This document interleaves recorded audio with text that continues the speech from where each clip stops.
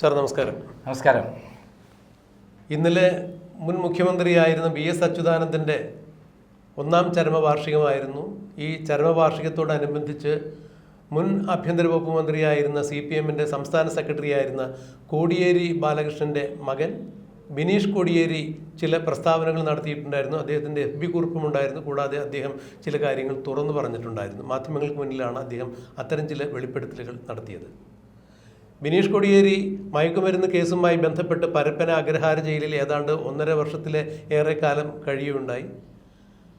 ഇന്നിപ്പോൾ പിണറായി വിജയൻ്റെ മകൾക്കെതിരെ ED case അന്വേഷണം നടക്കുമ്പോൾ CPM ഒന്നാകെ തന്നെ വീണയെ സംരക്ഷിക്കുന്നതിന് വേണ്ടി നേരിട്ട് തെരുവിലേക്ക് ഇറങ്ങിയിട്ടുണ്ടായിരുന്നു. ADയെ ഉപദ്രവിക്കുന്ന കാഴ്ചയെല്ലാം നമ്മൾ കണ്ടു. എന്നാൽ അന്ന് മയക്കുമരുന്ന് കേസുമായി ബന്ധപ്പെട്ട് ED ബിനീഷിൻ്റെ തിരുവനന്തപുരത്ത് വീട് റെയ്ഡ് ചെയ്യുമ്പോൾ തൊട്ടപ്പുറത്ത് വീട്ടിൽ കോടിയേരി ബാലകൃഷ്ണൻ ഉണ്ടായിട്ടും അദ്ദേഹം ആ കാര്യത്തിൽ ഇടപെടുകയോ അല്ലെങ്കിൽ CPM നേതാക്കൾ EDയെ പ്രതിരോധിക്കുന്നതിന് വേണ്ടി ബിനീഷിൻ്റെ വീട്ടിലെത്തുകയോ ചെയ്തില്ല.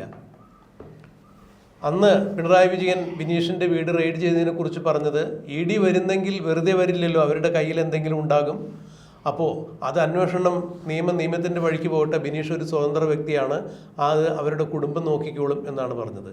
എന്നാൽ പിണറായി വിജയൻ്റെ മകളുടെ പേരിൽ ഒരു കേസ് വരികയും ED റെയ്ഡിനെത്തിപ്പോൾ തിരുവനന്തപുരത്തുള്ള ആബാലവൃദ്ധം CPM ജനങ്ങളെയും വിളിച്ച് തെരുവിലിറക്കി EDയുടെ കാറ് തല്ലിപ്പൊളിച്ചു, ആ ഉദ്യോഗസ്ഥരെ ആക്രമിക്കുന്ന തരത്തിലേക്ക് വരെ കാര്യങ്ങൾ കൊണ്ടുചെന്ന് എത്തിച്ചു. അപ്പോൾ സ്വന്തം കുഞ്ഞിന് അല്ലെങ്കിൽ സ്വന്തം മക്കൾക്കൊരു കാര്യം വരുമ്പോൾ അവിടെ പാർട്ടിയുടെ ആദർശങ്ങളെല്ലാം മാറും. മുതിർന്ന വ്യക്തിയാണ്, നിയമത്തിൻ്റെ വഴിക്ക് പോകട്ടെ എന്നുള്ളതൊന്നും നമ്മൾ കാണുന്നില്ല. പറഞ്ഞു വരുന്നത് BS അച്യുതാനന്ദൻ്റെ അനുസ്മരണത്തോട് അനുബന്ധിച്ച് ബിനീഷ് പറഞ്ഞ കാര്യം, ഇന്നിപ്പോൾ ഈ പാർട്ടിയിലുള്ള പലരും ആഗ്രഹിക്കുന്നു അല്ലെങ്കിൽ ഓർക്കുന്നു VS ഉണ്ടായിരുന്നു എങ്കിൽ. ഇപ്പോൾ VS ഉണ്ടായിരുന്നു എങ്കിൽ എന്ന് ഓർക്കുമ്പോൾ ആ ഓർമ്മയ്ക്ക് ചില പ്രത്യേകതകളുണ്ട് എന്നാണ് ബിനീഷ് എടുത്ത് പറഞ്ഞത്. അതായത് എല്ലാ കാലത്തും പാർട്ടിക്ക് അപജയങ്ങൾ നേരിടുന്നു എന്ന് തോന്നുമ്പോൾ അല്ലെങ്കിൽ പാർട്ടിക്ക് അപഭ്രംശം നേരിടുന്നു എന്ന് തോന്നുമ്പോൾ നേതാക്കളോ അല്ലെങ്കിൽ അണികളോ അബദ്ധസഞ്ചാരം നടത്തുന്നു എന്ന് തോന്നുമ്പോഴോ VS കൃത്യമായി ഇടപെട്ടിട്ടുണ്ടായിരുന്നു. തിരുത്തലിൻ്റെ കൃത്യമായ മൂർച്ചയുള്ള ഭാഷയോടുകൂടി BS അത്തരം വിഷയങ്ങളിൽ ഇടപെടുകയും മുഖം നോക്കാതെ നടപടിയെടുക്കുവാൻ വേണ്ടി പാർട്ടിയെ ചുമതലപ്പെടുത്തുകയും ശുപാർശ ചെയ്യുകയും ചെയ്തിട്ടുണ്ടായിരുന്നു. അന്ന് പാർട്ടിക്ക് അതിൻ്റെ മേന്മയുണ്ടായിരുന്നു, ആദർശശുദ്ധി ഉണ്ടായിരുന്നു എന്നുള്ളതാണ് ബിനീഷ് പറഞ്ഞു വന്നത്. ഇന്ന് VS ഉണ്ടായിരുന്നെങ്കിൽ എന്ന് പറയുമ്പോൾ ഇന്ന് ഈ പാർട്ടിയിൽ നടക്കുന്ന അരാജകത്വത്തിനും അഴിമതിക്കും എതിരെ പാർട്ടിയിൽ നിന്ന് തന്നെ ശബ്ദമുയർത്താൻ ഒരാൾ പോലും ഇല്ലാതെ ആയിരിക്കുന്നു. VS ഉണ്ടായിരുന്നെങ്കിൽ അല്ലെങ്കിൽ കോടിയേരി ഉണ്ടായിരുന്നെങ്കിൽ ഇന്നീ കാണുന്ന രീതിയിൽ പാർട്ടി അധപ്പതിക്കില്ലായിരുന്നു എന്നുകൂടിയാണ് ബിനീഷിൻ്റെ ഈ അനുസ്മരണത്തിൽ അടങ്ങിയിരിക്കുന്ന വാക്കുകളിൽ നിന്ന് മനസ്സിലാക്കാൻ കഴിയുന്നത്. എങ്ങനെയാണ് സാർ ഇതിനെ വിലയിരുത്തുന്നത്?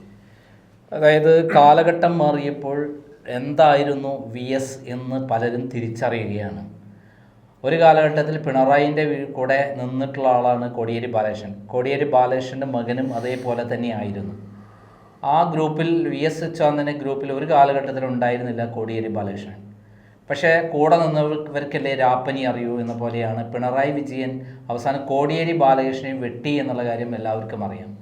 അദ്ദേഹം മരിച്ചപ്പോൾ അദ്ദേഹത്തിൻ്റെ ബോഡി ചെന്നൈയിൽ നിന്ന് നേരെ തിരുവനന്തപുരത്ത് കൊണ്ടുവന്ന് AKG സെൻറ്ററിലുള്ള ആളുകളെ കാണിച്ച്, സംസ്ഥാന സെക്രട്ടറി ആയിരുന്നല്ലോ മരിച്ചത്, അദ്ദേഹത്തെ അവിടെ എല്ലാവരും കാണിച്ച് അവിടുന്ന് വിലാപയാത്രയായി കണ്ണൂർക്ക് പുറപ്പെടുന്നതിന് പകരം പിണറായി വിജയൻ്റെ സൗകര്യപ്രകാരം മട്ടന്നൂർ എയർപോർട്ടിൽ ഇറക്കുകയും അവിടുന്ന് നേരെ തലശ്ശേരി പാർട്ടി ഓഫീസിൽ കൊണ്ടുവരികയും പിന്നീട് ചുടുകാട്ടിലേക്ക് കൊണ്ടുപോയി അവിടെ വെച്ചിട്ട് സംസ്കരിക്കുകയാണ് ചെയ്തിട്ടുള്ളത്, പയ്യമ്പലത്ത്.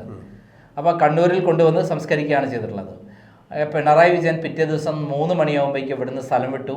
അദ്ദേഹം നേരെ അയർലൻഡിലേക്ക് പറന്നുപോയി. കാരണം അദ്ദേഹത്തിന് അവിടെ കുറേ ബിസിനസ് ബന്ധങ്ങളുണ്ട്, ബിസിനസ് കാര്യങ്ങളുണ്ട്, കോടിക്കണക്കിന് റുപ്യ മോഷ്ടിച്ച പൈസയൊക്കെ അവിടെയാണ് കൊണ്ടുപോയി നിക്ഷേപിച്ചിട്ടുള്ളത്. അപ്പം അങ്ങനെ ഒരു യാത്രയ്ക്ക് വേണ്ടി സ്വന്തം നേതാവിനെ, കൂടെ നിന്ന നേതാവിനെ, കോടിയേരി ബാലകൃഷ്ണനെ, അതായത് പിണറായി വിജയൻ്റെ വളർച്ചയിലും ഉയർച്ചയിലും ഏറ്റവും അധികം പങ്കുവഹിച്ചിട്ടുള്ള നേതാവ് ആരെന്ന് വെച്ചാൽ കോടിയേരി ബാലകൃഷ്ണനാണ്. അക്ഷരം പ്രതി അനുസരിക്കുക എന്നുള്ള സമീപനമാണ് കോടിയേരി ബാലകൃഷ്ണൻ പിണറായി വിജയൻ്റെ കാര്യത്തിൽ എടുത്തിട്ടുള്ളത്. പല ആക്ഷേപങ്ങൾ വരുമ്പോൾ അതിനെ പ്രതിരോധിക്കാൻ കോടിയേരി ബാലകൃഷ്ണനായിരുന്നു മുന്നിലുണ്ടായിരുന്നത്. എന്തിന്, എന്നോട് പോലും കോടിയേരി ബാലകൃഷ്ണൻ സംസാരിച്ചിട്ടുണ്ട്, ഇത്രയും കടുത്ത ഭാഷയിൽ വേണോ അറ്റാക്ക്, ഒന്ന് മാറി നിന്നൂടെ എന്നോട് ചോദിച്ചിട്ടുണ്ട്. എന്നാൽ ഞാൻ വളരെ അദ്ദേഹത്തോട് പറഞ്ഞിട്ടുണ്ട്, ഇത് നിങ്ങൾ എന്നോട് പറയാൻ പാടില്ലാത്തതാണ്, ഇത് 100% സത്യസന്ധമായ കാര്യങ്ങളല്ലേ ഞാൻ ലാവ്ലിൻ കേസിൽ പറഞ്ഞിട്ടുള്ളത്. ഞാൻ പറഞ്ഞിട്ടുള്ള ഏതെങ്കിലും കള്ളമാണെങ്കിൽ ഞാൻ എല്ലാ രേഖകളും തരാം എന്ന് അദ്ദേഹത്തോട് പറയുമ്പോൾ അദ്ദേഹം പുഞ്ചിരിച്ചോട് പറഞ്ഞ് ഞാൻ അതിനൊന്നുമില്ല, നമ്മുടെ പാർട്ടി മുന്നോട്ട് പോകേണ്ട, നന്ദകുമാറും മുമ്പ് SFIയിൽ പ്രവർത്തിച്ച ഒരാളല്ലേ, പിന്നെ എന്താണ് ഇങ്ങനെ കാണിക്കുന്നത് എന്നുള്ള അതിൻ്റെ അർത്ഥത്തിലാണ് ഞാൻ പറഞ്ഞത് എന്നാണ് എന്നോട് പറഞ്ഞിട്ടുള്ളത്. പക്ഷെ മരിച്ച ശേഷം ആ നന്ദി പോലും പിണറായി വിജയൻ ഉണ്ടായിരുന്നില്ല കോടിയേരി ബാലകൃഷ്ണനോട് എന്നുള്ളതാണ് സത്യം. മരിച്ചപ്പോൾ നേരെ കൊണ്ടുപോയി സംസ്കരിച്ചു, അദ്ദേഹം സ്ഥലം വിട്ടു. സ്വാഭാവികമായിട്ടും ആ കുടുംബത്തിൻ്റെക്ക് പിന്നീട് തിരിഞ്ഞു നോക്കിയിട്ടില്ല എന്ന് വിനോദിനി ബാലകൃഷ്ണൻ പറയുകയുണ്ടായി. അതിനർത്ഥം എന്താണ്? മരിച്ച ശേഷം പിണറായി വിജയൻ ഒരു തിരിഞ്ഞു നോക്കി ഒന്ന് വീട്ടിൽ കയറി ചെല്ലുക, ഭാര്യയെ സമാധാനിപ്പിക്കുക, ഞങ്ങളൊക്കെ ഉണ്ടെന്ന് പറയുക, അങ്ങനെ ഒരു സംഭവമേ ഉണ്ടായിട്ടില്ല എന്ന് പറഞ്ഞിട്ടുള്ള ഇപ്പോൾ അടുത്ത കാലത്ത് ആരാണ് പറഞ്ഞത്? വിനോദിനി ബാലകൃഷ്ണനാണ്. പച്ചക്കുതിര എന്നൊരു മാഗസീനിൽ വളരെ വിശദമായി തന്നെ അവരത് ലേഖനം കൊടുക്കുകയുണ്ടായി. അപ്പോൾ അതിൽ നിന്ന് നമ്മൾ മനസ്സിലാക്കേണ്ടത് പിണറായി വിജയൻ കാര്യലാഭത്തിന് ഉപയോഗിച്ച ശേഷം ചവറ്റുകൊട്ടയിലേക്ക് എറിയുന്നു. തൻ്റെ സ്വന്തം കാര്യങ്ങൾക്ക് ആരെയും കാര്യങ്ങൾ ഉപയോഗിച്ച് ഒരാളോട് ആത്മാർത്ഥ ഇല്ലാത്തൊരു നേതാവാണ് പിണറായി വിജയൻ. ഒരു നേതാവായി കണക്കൂട്ടാൻ പറ്റില്ല. അദ്ദേഹം ഒരു തട്ടിപ്പ് വീരൻ, മാഫിയ തലവൻ എന്നുള്ള രൂപത്തിൽ മാത്രമേ കാണാൻ പറ്റുകയുള്ളൂ എന്നുള്ളതാണ്. എന്നാൽ VS അച്യുതാനന്ദൻ അതല്ല. ജനങ്ങൾക്ക് വേണ്ടി മരിച്ച, ജനങ്ങൾക്ക് വേണ്ടി ജീവിച്ച ആളായിരുന്നു VS അച്യുതാനന്ദൻ. തെറ്റുകളെ ശക്തമായ ഭാഷയിൽ പ്രതികരിച്ചിരുന്നു. അദ്ദേഹം ഉള്ളത് കൊണ്ടാണ് കുറച്ചെങ്കിലും പിണറായി വിജയൻ്റെ ലാവ്ലിൻ കേസിൽ ഇത്രയും ശക്തമായ രൂപത്തിലൊരു വിഭാഗം ആളുകൾ നിൽക്കാൻ പറ്റിയത്. അല്ലെങ്കിൽ പിണറായി വിജയനോട് ആരും ഏറ്റുമുട്ടാൻ പോവില്ല, പ്രതികാരം തീർക്കും. അവൻ VS അച്യുതാനന്ദൻ പ്രതികാരം തീർത്താലും വേണ്ടില്ല, ഞാൻ സത്യമായി വിളിച്ചു പറയുമെന്നുള്ളതിൻ്റെ ഭാഗമായിട്ടാണ് പോളിറ്റ് ബ്യൂറോയ്ക്ക് വളരെ വിശദമായ എസൻസിയൽ ലാവ്ലിൻ അഴിമതി കേസിൽ പിണറായി വിജയൻ്റെ പങ്കാളിത്തത്തെക്കുറിച്ചുള്ള കത്ത് കൊടുത്തത്. ആ കത്തിൽ വളരെ ഡീറ്റെയിൽ ആയിട്ട് അദ്ദേഹം നടത്തിയിട്ടുള്ള പണ ഇടപാടിനെക്കുറിച്ചും അദ്ദേഹത്തിന് വന്ന പണ ഇടപാടിനെക്കുറിച്ചും കാര്യങ്ങൾ പറയുന്നുണ്ട്. എന്നിട്ടും പ്രകാശ് കാരാട്ട് അടക്കമുള്ള ആളുകൾ ഈ പിണറായി വിജയൻ അതിന് കമ്മീഷൻ കൊടുത്ത് കയ്യിലൊതുക്കി വെച്ചതുകൊണ്ടാണ് ഡൽഹിയിലൊന്നും കാര്യങ്ങൾ നടന്നില്ല എന്ന്. എന്നാൽ VS അച്യുതാനന്ദൻ ഒറ്റയ്ക്ക് ആ കാര്യത്തിൽ പോരാട്ടം നടത്തിയിരുന്നു. അങ്ങനെ വേറിട്ട അഴിമതിക്കെതിരെ ആര് ഇതായാലും അഴിമതിക്കെതിരെ ശക്തമായി പോരാടുന്ന ഒരു നേതാവായിട്ടാണ് അദ്ദേഹം പാർട്ടിയിൽ മരിക്കുന്നവരെ അദ്ദേഹം ചെയ്തിട്ടുള്ളത്. ഇതാണ് കോടിയേരി ബാലകൃഷ്ണൻ്റെ മകൻ ബിനീഷ് കോടിയേരി ഇപ്പോൾ പറയുന്നത്. സത്യത്തിൽ ബിനീഷ് കോടിയേരിയെ കുടുക്കിയത് ആരാണ്? ഈ തിരുവനന്തപുരത്തെ നയതന്ത്ര ബാഗേജിയുടെ സ്വർണ്ണക്കളക്കടത്ത് പിടിപ്പിച്ചത്, അതായത് പിണറായി വിജയൻ്റെ മകൾ അടക്കമുള്ള ആളുകളെ അത് ഒറ്റുകൊടുത്ത് പിടിപ്പിച്ചതാണ് എന്നുള്ളതാണ് പിണറായി വിജയൻ്റെ ഭാഷ്യം. അത് ബിനീഷ് കോടിയേരിയാണ് എന്നാണ് പിണറായി വിജയനും മകളും സംശയിക്കുന്നത്. പകരം വീട്ടിയതാണ് അതിൻ്റെ പേരിൽ ഈ കോടിയേരി ബാലകൃഷ്ണൻ്റെ മകനെ അഗ്രഹാര ജയിലിൽ മയക്കുമരുന്ന് കേസ് കുടുക്കിയത് എന്ന് ആണ് പുറത്തു വന്നുള്ള വിവരം. അത് പാർട്ടിക്കുള്ളിൽ നിന്നുള്ള പറയുന്നത് ബിനീഷ് കോടിയേരിയെ പിണറായി വിജയൻ്റെ മകൾ തന്നെയാണ് കൃത്യമായി ഒറ്റുകൊടുത്ത് കൃത്യമായി പിടിപ്പിച്ചത്.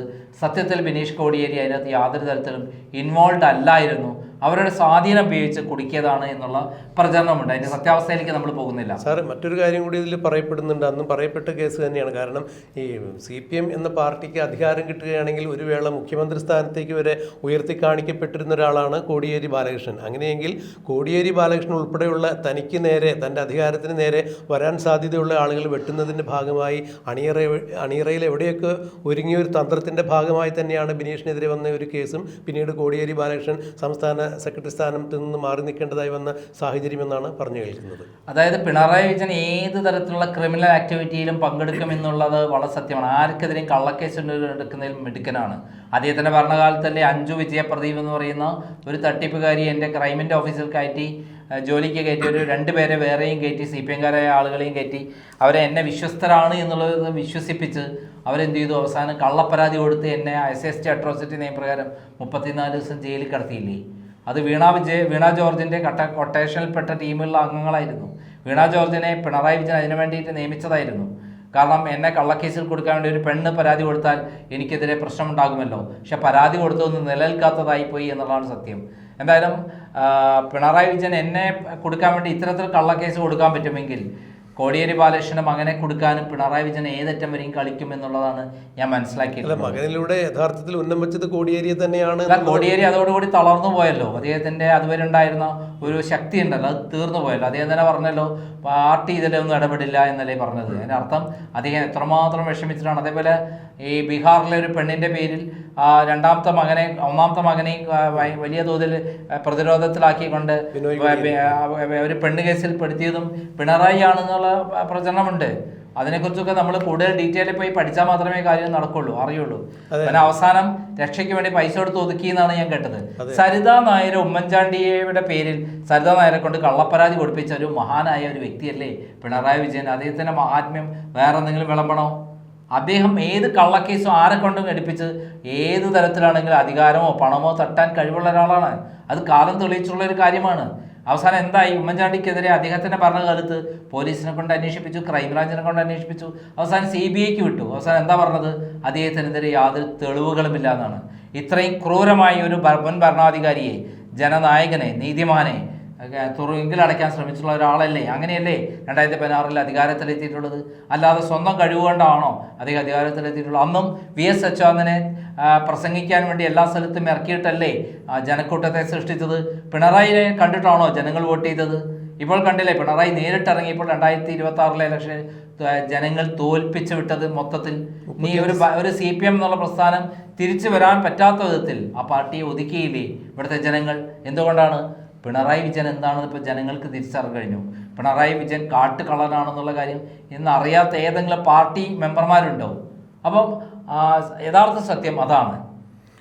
എന്തായാലും ഈ കോടിയേരിയുടെ മകൻ ബിനീഷ് കോടിയേരി VS ഉണ്ടായിരുന്നെങ്കിൽ എന്ന് പറയുന്നതിൽ വളരെ വിപുലമായ അർത്ഥങ്ങൾ അന്തർലീനമായിരിക്കുന്നു. അത് ഇനി വരും കാലത്ത് പാർട്ടിയിൽ ഉണ്ടാക്കാനിരിക്കുന്ന പൊട്ടിത്തെറികളുടെ ഒരു സൂചനയാണ് എന്നുള്ളതാണ് വിലയിരുത്തപ്പെടുന്നത്.